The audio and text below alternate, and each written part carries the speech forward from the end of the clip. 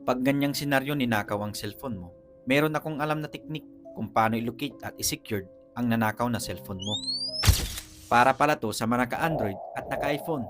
I-save nyo na at i-share nyo na rin sa iba. Nice. Hindi kayo, turan ko kayo ng teknik. Humiram ka ng ibang cellphone at punta ka sa Gmail app. Click add another account at ilagay mo yung Gmail account na ginagamit mo doon sa cellphone na nanakaw sa'yo. Next, click mo tong manage Google account, swipe mo sa security section hanggang sa makita mo itong find a lost device. At dito mo makikita lahat ng mga device na ginagamit mo under ng iyong sariling Gmail account.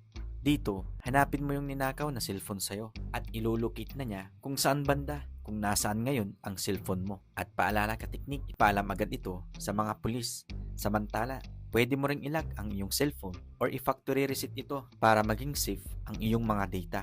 Next, sa iPhone naman, punta ka sa Google at i-search mo ang Find My iPhone at i-click mo yung una at mag-sign in ka gamit ang iyong Apple ID na nandoon sa ninakaw na cellphone mo. Pagkatapos, dito mo na makikita kung saan andoon ngayon ang cellphone mong nawawala. May option ka na rin para i-resend ang data na nandoon para maging safe ang mga files mo.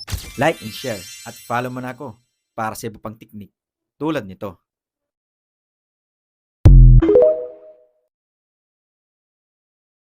Thank you for watching Bondoy Reality TV. Subscribe, like, and share.